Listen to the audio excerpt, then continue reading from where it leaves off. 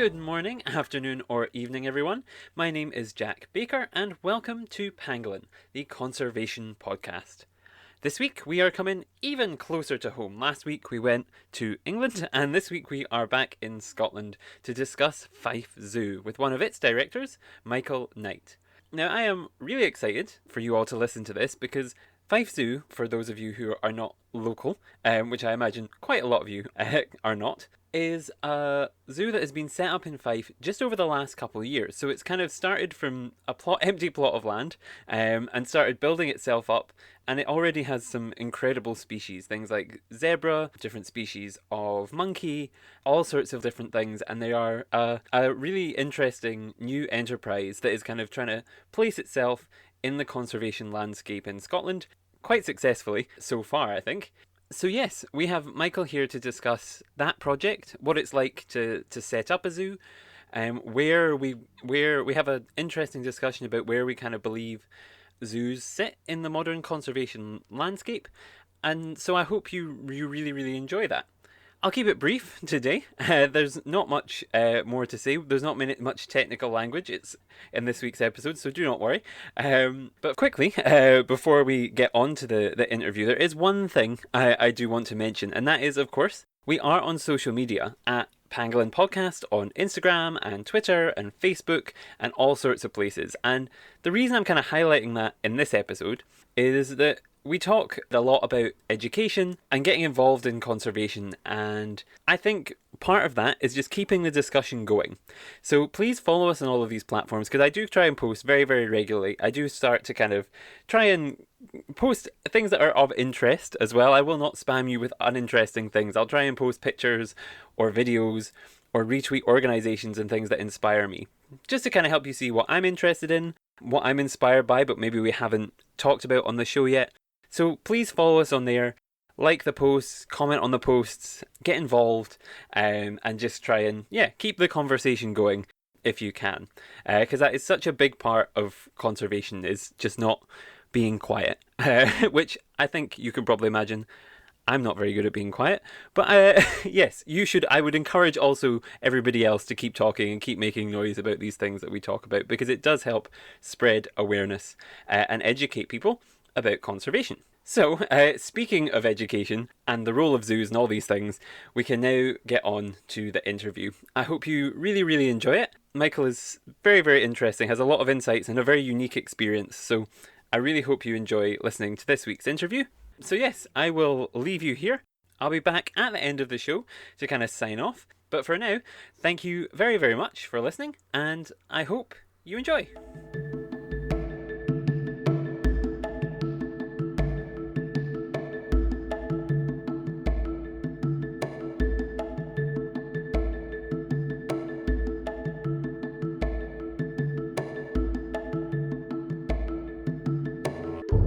Welcome back to the show. Today I am joined by Michael Knight, the director of Fife Zoo. He's here to tell us about this project, as well as about the highlights and challenges associated with building your very own zoo. So thank you very much for joining us today. Absolutely, you're welcome. Thank you. I wondered, just to get started, it'd be good if you could introduce yourself to the listeners and tell them a little bit about Fife Zoo. Yeah, so I'm Mike, and I'm one of the 4 directors at Fife Zoo. We are a new zoo in Scotland, in Fife. We only opened the zoo itself in July 2019. So we've been going kind of about 18 months technically, but we were only really open for about 8 before lockdown. We purchased the site in 2015, and we went for this site mostly because it had some existing infrastructure. So it had buildings on site, it had a car park, and the buildings for us were just renovation. And then outside, we started from scratch. Pretty much everything got leveled. It wasn't fit for the animals that were here under its previous incarnation. So it was nowhere near suitable for the species that we were looking at. So that was a complete blank canvas outside. But the buildings were just a renovation.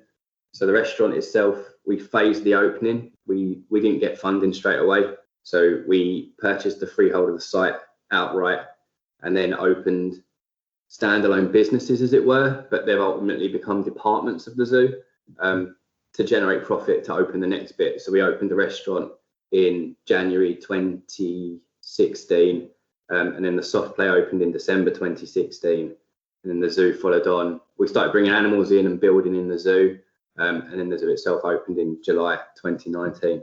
That's super interesting. Having kind of living rather locally, I'm from Dunfermline, so I kind of right down the road. It's kind of been interesting to see. It was kind of this slow burn, and then all of a sudden it seems you've got all sorts of different species, and everything kind of happened really quickly. Especially, the last year can't have been the easiest, but even in that last year, there seems to have been stuff going on. So it's really interesting to kind of have watched. Going back to the beginning, I guess, what made you want to do this and undertake this? Because it can't have been an easy decision and then an easy challenge to want to take on. Yeah, well, I have a bachelor's degree in wildlife biology from the University of South Wales. It was formerly the University of Glamorgan, and done the route that everybody does, done the volunteering, done all of that, and then ended up. So I'm originally from Essex, and we ended up kind of just hopping about the country, doing jobs and like in zoos, but it wasn't sustainable. Be moving down to Devon, then getting interviews in Scotland, and so eventually we just wanted a base where we could start. Worked in various smaller collections, and just along the way seen things that I liked and I didn't like, and just the opportunity arose. My parents are two of the other directors, so they sold property down in Essex, and we all moved up and started from scratch, really. Were they interested before, or was it just kind of your passion and they thought we'll help him? Yeah, or is it kind of more that. My dad's a retired firefighter and my mum worked in home care, so they're not from this background at all, or even business. So it's been a massive learning curve for everyone, really.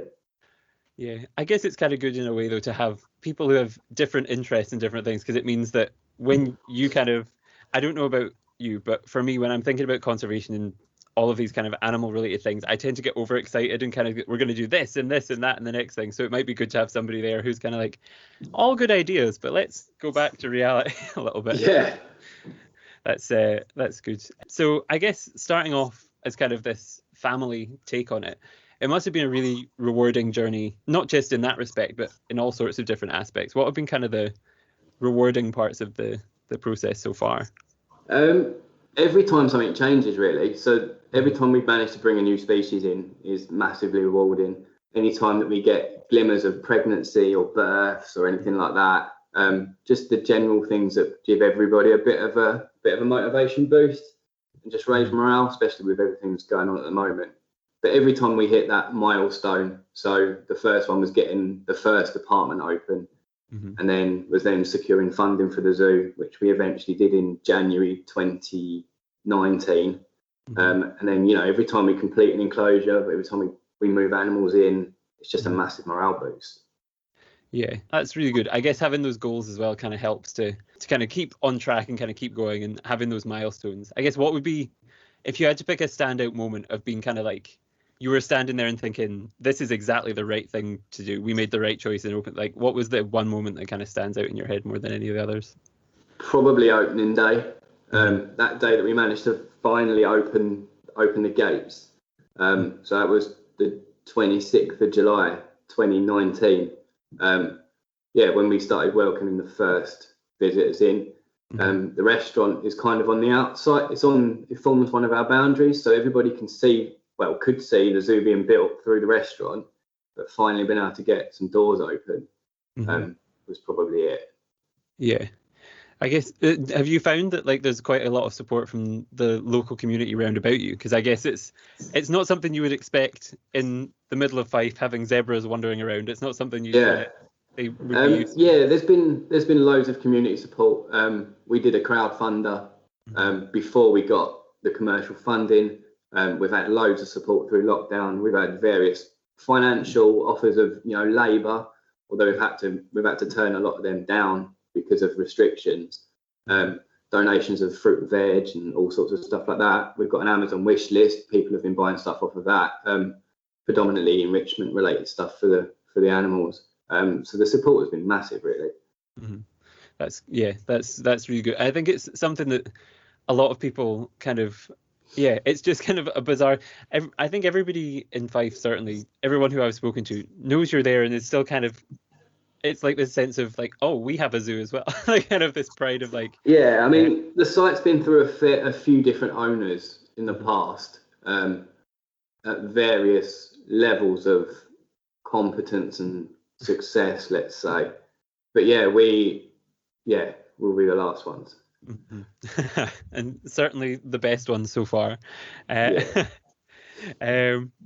I guess going alongside the kind of rewarding parts, there will also have been inevitably challenges there.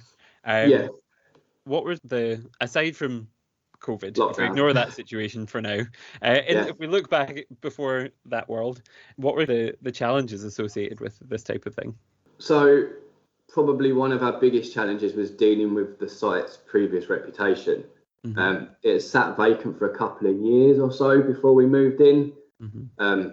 But then obviously we had to go through planning and licensing and all of those things. That's all through the council. And we did have a little bit of a battle on our hands in the beginning, just trying to convince the authorities, as it were, that we did know what we were doing.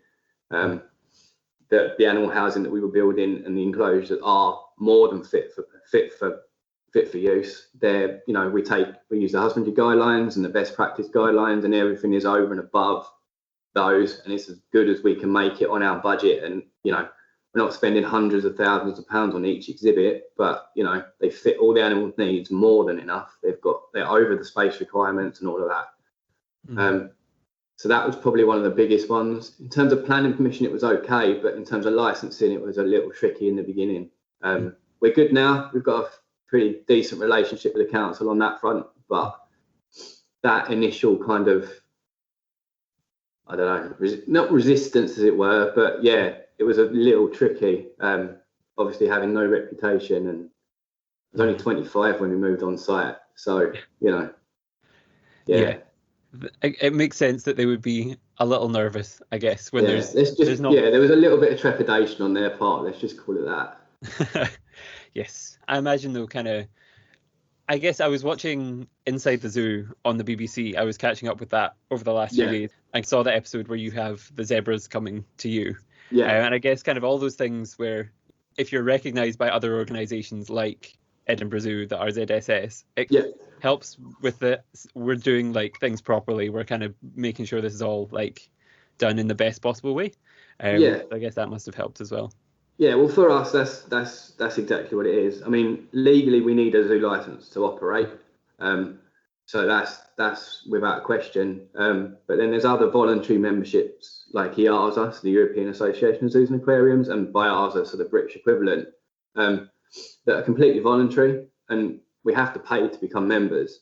So it is a cost that arguably we could probably do without paying, but it's the reason we're doing it. Mm-hmm. We're temporary members of IAZA at the moment whilst we're under construction. We're supposed to be getting inspected for full membership, but lockdowns scarpered all that. And the same with IAZA, we're supposed to be doing the membership for that last year, but COVID's thrown a massive spanner in the works, so we'll just try and pick that up later this year. But they set standards way above the basics of a zoo license, and they hold their members massively accountable for their actions. So, and that's part of an organisation and a group that we want to be part of. We are part of. Mm-hmm. Yeah, because I guess it's the type of thing, it can only make you better. It shouldn't be thought of a limitation. Oh, we can't do this, we can't do that. It's because it's all the kind of standard stuff that should be being done anyway. So it's good to have that there.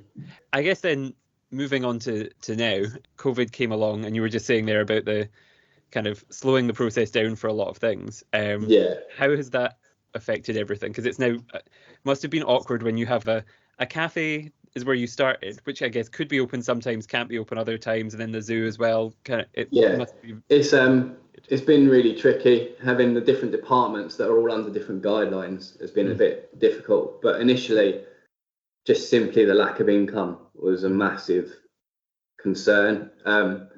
So we started doing donations and stuff, and they helped us tick over. It's not as simple for us to just shut the doors and come back in 9 months. Like, it's been tricky for all businesses, but we do have some pretty hefty overheads that we just can't do without. So yeah, we took advantage of the VAT deferral and the furlough scheme and stuff, but we still have 45-ish different animals from 10 different species that need routine care, and a high level of it. So yeah, it's been tricky. But we just we had some materials on site as well, so we just kind of carried on as best we could without any visitors until the materials dried up. And then everything just went on the back burner, and we just got paused until we started picking it back up in the summer when we opened back up in end of June. But we're kind of back in that situation now where we're just kind of riding it out, really. Because I saw on Facebook this morning, I think reopening soonish, hopefully. In a couple of weeks. So that will be. Tickets went back on sale today. So that's a little stressor that's kind of lifted a bit. And then we've got the stress of opening under the guidance, which the first time round was okay for us. With hospitality and retail, well, hospitality doesn't have a date for us at the moment in Scotland. It's the 17th of May in England. So it'll just be the zoo and the toilets that are open for now until non-essential retail opens on the 26th of April, and then the shop will open, and then the cafe and the restaurant will follow on after that. So yeah, we'll be doing a phased reopening, mostly through necessity, but we would probably have tried to do a phased reopening anyway, just so that we can slowly bring staff back and slowly do it like that, rather than have to, effectively open nearly at Easter. Yeah. From being shut for 3 months, it's going to be a bit of a wake up call for everyone. Yeah. Yes. Hopefully, though, I guess right now, I think anybody is looking for any excuse to be out of the house. So as long as the weather holds semi-nice, I actually feel like even if it was pouring with rain, you're going to get people through the door because people just want to be out and doing something different and seeing something else. So well, we've been incredibly fortunate that being a zoo, we have a high level of biosecurity. We've got hand washing facilities on site. We always have. We've got sanitizing stations. So that's not really been a massive push for us. The way we've designed the zoo, it's been designed with a one-way system. We've never really implemented it, but we just had to put the relevant barriers up just to, create a one-way system. So it's been fairly straightforward. Biggest thing for us was online ticketing and having to effectively build that into the website, because that's not something we had. Something we looked to do, but it would always be put off because there was something more important to do, and then it just jumped the queue massively. Yes, yeah.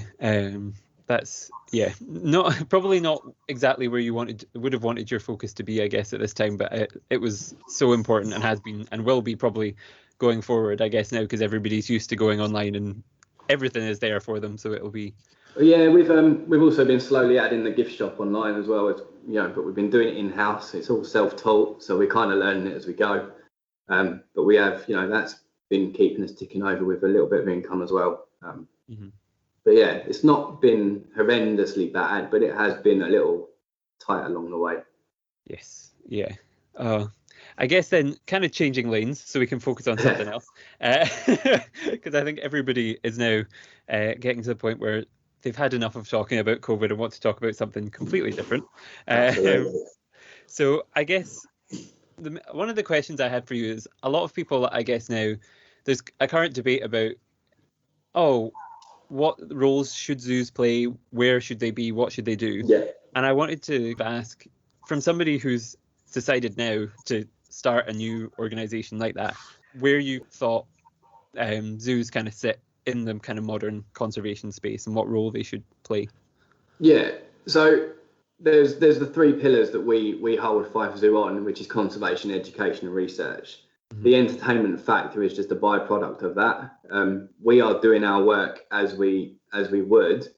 The fact that we're open to the public is a benefit.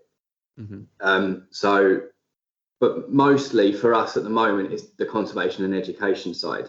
And they're so interlinked that it's really hard to pick them apart.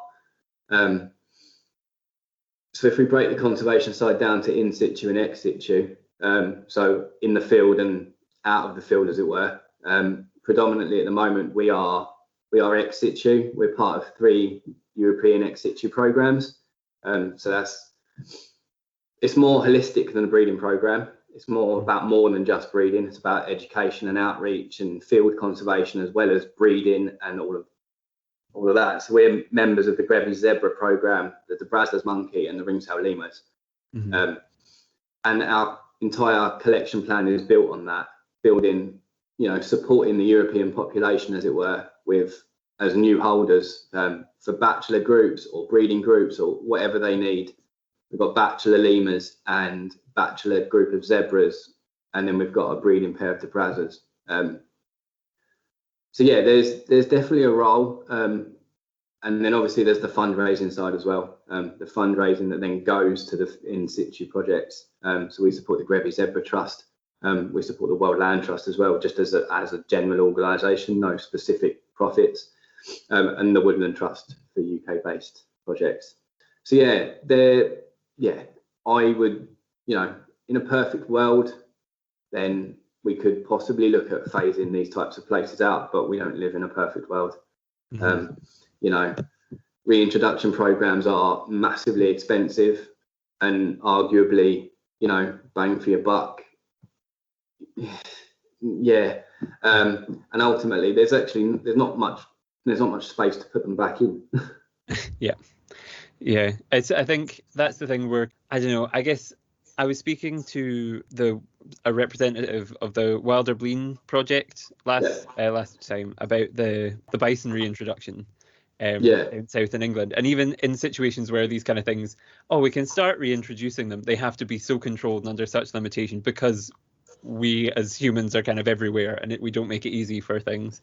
It can be super complicated and not the easiest thing to do. Even the largest reserves like Kruger and all the Transfrontier and the size of Wales, but you hit a fence eventually. There's gonna come a point that there's gonna start creating human and wildlife conflict, and we need to find a way of managing that, and seems to just be a fence at the moment.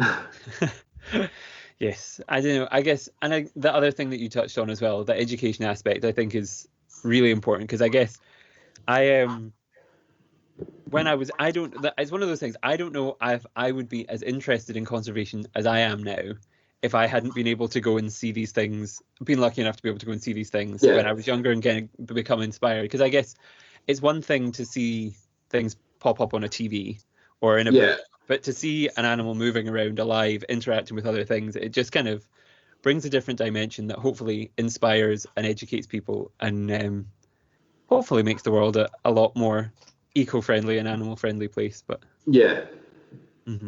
I guess kind of moving on then, we kind of touched on it there that you're part of the 3 programs, the zebras, lemurs, and it was the Brazza, you said. Yeah, the Brazza's monkey.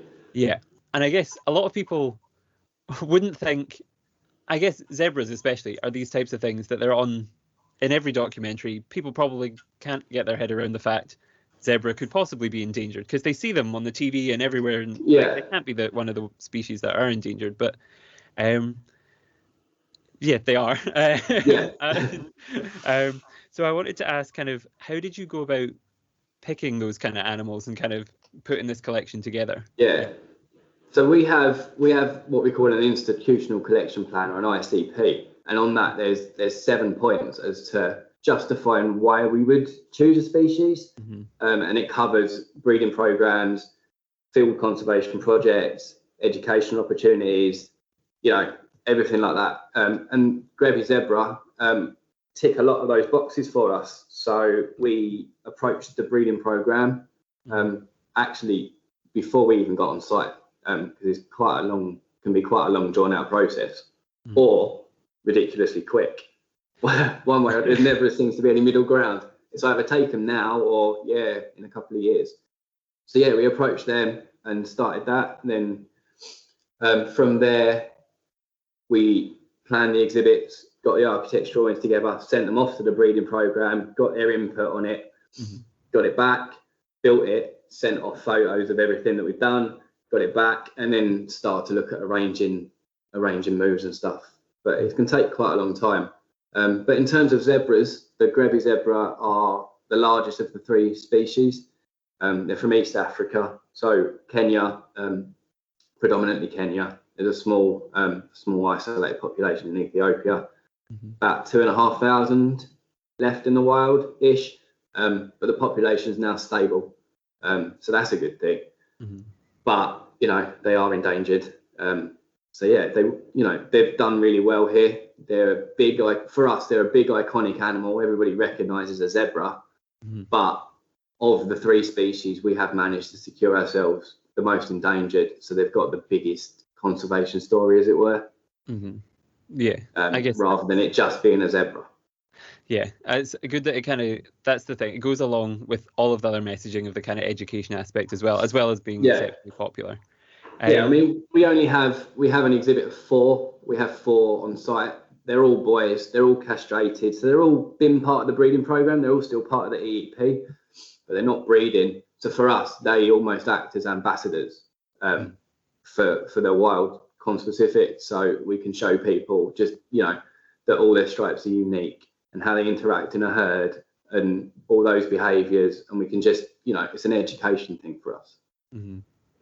Yeah, that's really, and I guess it kind of helps the fact everybody loves zebra, everybody loves lemurs, everybody loves these kind of species. I guess looking forward, what kind of, if you were to have a dream project put in front of you, you could pick any species. What would your kind of your goal be? I'd like to have this represented within the zoo.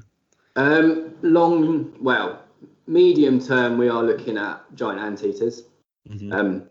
We've got, so the zoo's been split geographically. So we have it's been sectioned to Africa, Asia, and South America. Predominantly, we're African at the moment, just because of the site, like where it is. But we are slowly branching out into those other geographic regions. But yeah, giant anteaters are definitely on one of the top of my list. And we do have plans for a large carnivore at some stage, but we're not 100% sure what it's going to be yet.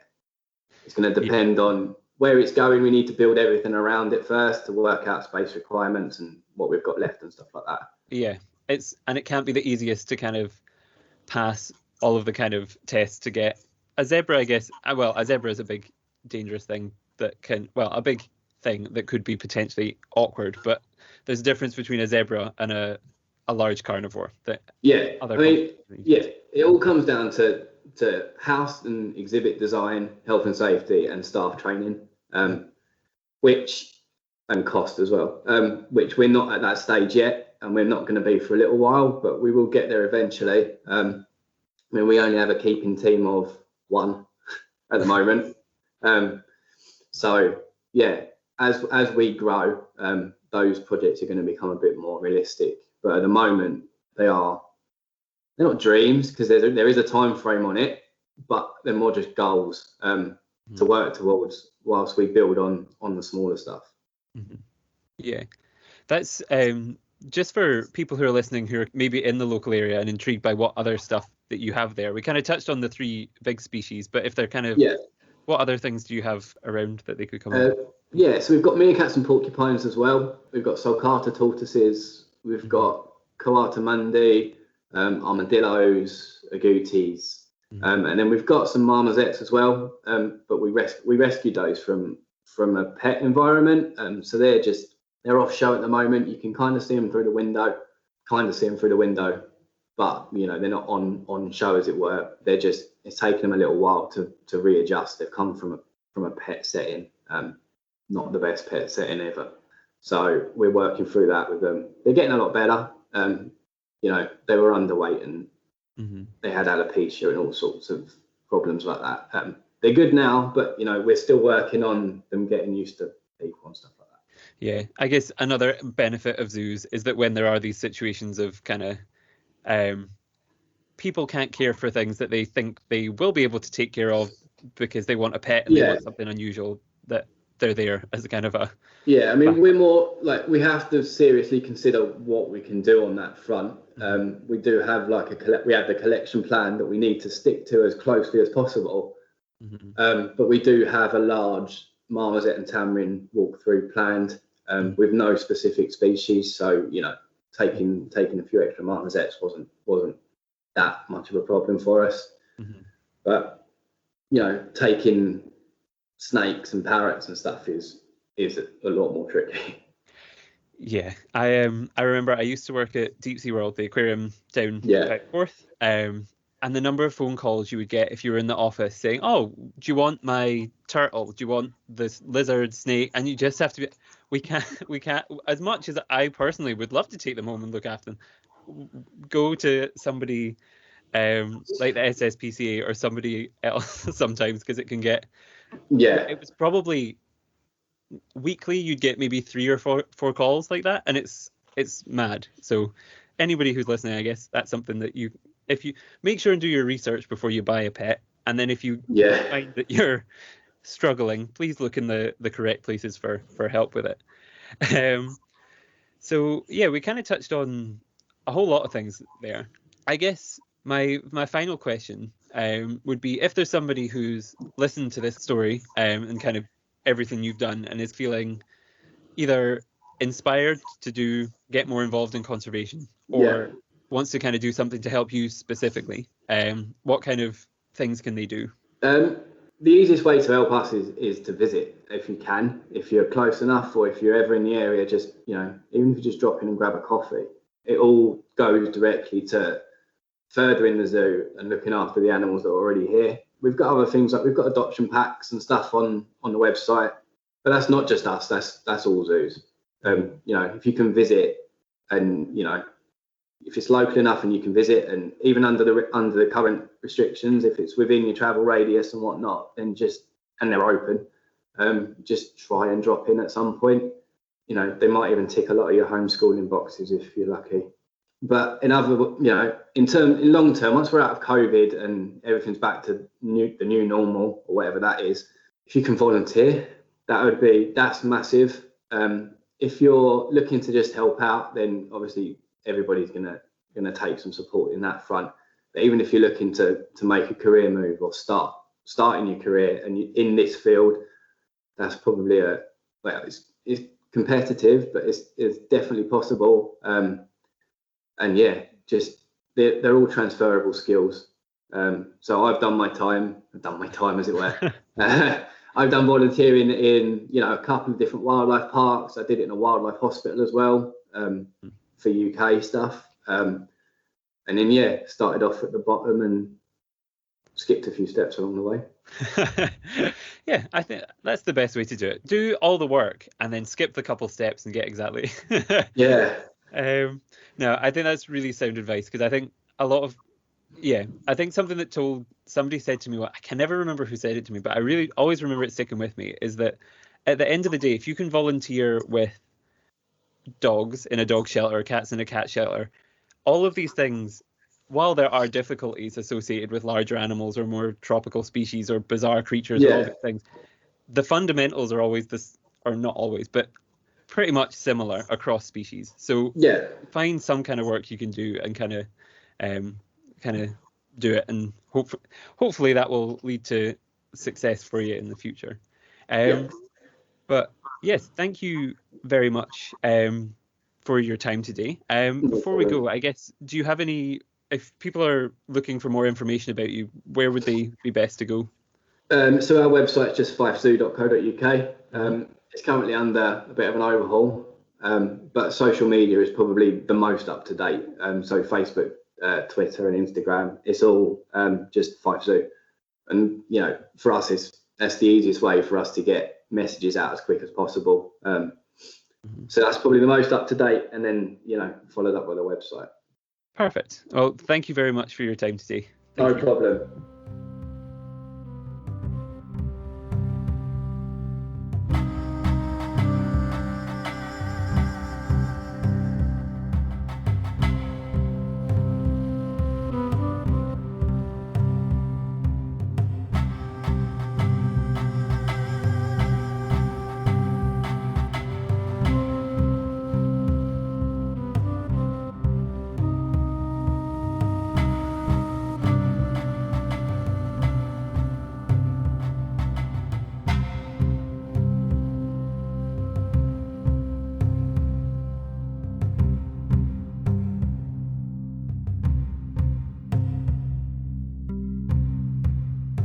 And welcome back.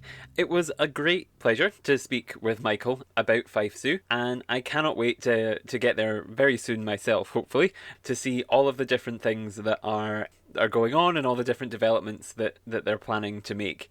It's very, very exciting to have something like that so close to home, and I think something I would encourage everyone to do is look around you for your local conservation organisations, your local zoos, your local kind of bird ringing groups, or if people are doing beach cleanups or all sorts of things. There's always these local conservation events going on around about you. So please make sure to kind of look on Facebook or Twitter or wherever you kind of check for your news for these sorts of events and get involved, because it can be exceptionally rewarding, not just helpful to the environment, but personally rewarding for you as well. Especially this time of year when it's starting to get a bit nicer outside, certainly in Scotland anyway, a bit nicer outside. It's good to be outdoors and taking in nature and everything that's going on. Speaking, however, of checking social media and these different things for events, do make sure to follow Fife Zoo on all of the different social media that it is on. I'll put all of their links in the description for this episode. And also make sure to follow us on Facebook, Instagram, Twitter, LinkedIn. We're on there if you are a professional who wants to follow us, at Pangolin Podcast. I try and keep it updated very regularly, try and post things throughout the week to keep you updated with the progress of the show, upcoming interviews, things that are going on. So please make sure to follow us on there. You can also subscribe to us on all of your different podcast services of choice, or follow us, depending on which one you use. The phrasing slightly different between them, but whatever you need to do, make sure and just click whatever button you need to click so you don't miss out on an episode. But yes, that kind of brings us to the end of today's episode. So thank you once again to Michael for his time. Make sure to check out Fife Zoo if you're nearby. And everybody else who is not nearby, thank you so much for listening.